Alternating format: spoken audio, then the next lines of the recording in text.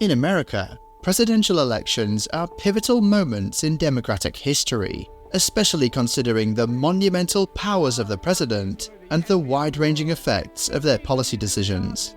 US presidential elections offer the chance for the public to shape the country's direction and influence the regulations that will monitor their lives. So, how do they work? Let's take a closer look at this. Primaries and caucuses.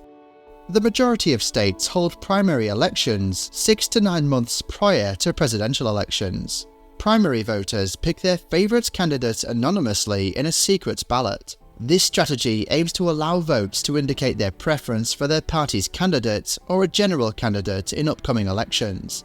The result of the vote is taken by the state where the primary is held, awarding delegates to the lucky winners. Some states hold caucuses in the months before a presidential election, meetings conducted by political parties at county, district, or precinct level. Some caucuses select political candidates by secret ballot, while others demand individuals separate themselves into groups depending on the candidate they support. Undecided participants form a distinct group.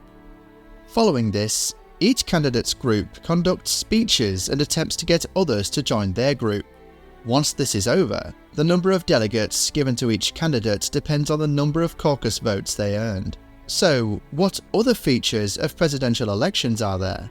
We can't go on without talking about party conventions. Each party holds a national party convention, in which delegates nominate their candidate to become the US president, and enthusiasm is rallied for the upcoming presidential campaign.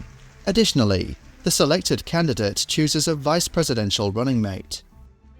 To be considered seriously as a presidential nominee, candidates must generally win a delegate majority via the primaries and caucuses. State delegates go to the National Party Convention to vote, thus confirming their choice of candidates. So, what happens if no candidate wins the majority of a party's delegates in the primaries and caucuses?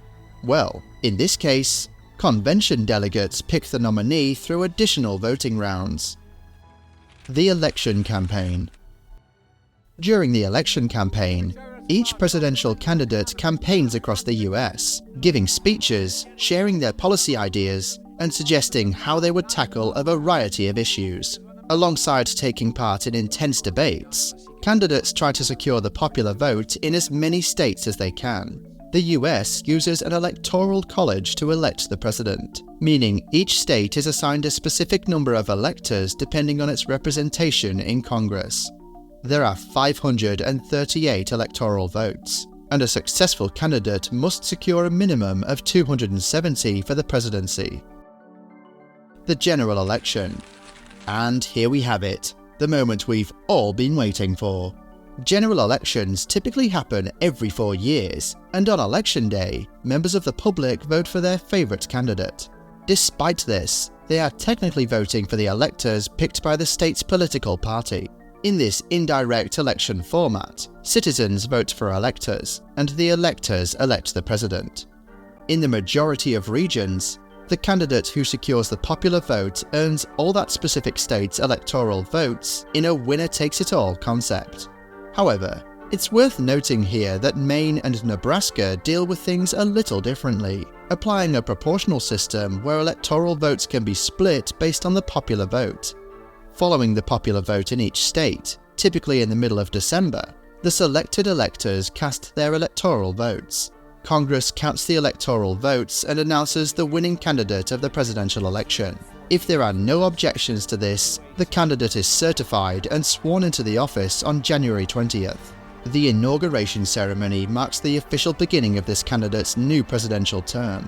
However, if no one receives the majority of electoral votes or if there is a tie, it is left to the House of Representatives to pick the president, with each state delegation giving one vote each. Whether the US presidential election process really is democratic or not has been questioned over the years. Reports have claimed that no longer can we take for granted that people will accept election results as legitimate, especially since the tumult of January 2021, with connections to issues with voter access, election administration, risk of violence, and potential outright subversion of results. Moreover, HKS lecturer Pippa Norris declares that, without reform, the flaws in the American electoral process risk damaging their legitimacy, further weakening public confidence in political parties, Congress, and the US government, reducing voter turnout and increasing the risk of protests. Additionally, the system's setup means that a candidate with fewer popular votes across America can still win the Electoral College and become the US president. So, what are your thoughts on this matter? Is the US presidential election process really as democratic as it should be? We'd love to know what you think in the comments below. Thanks for watching this video, and don't forget to like and subscribe. We'll be back soon with more.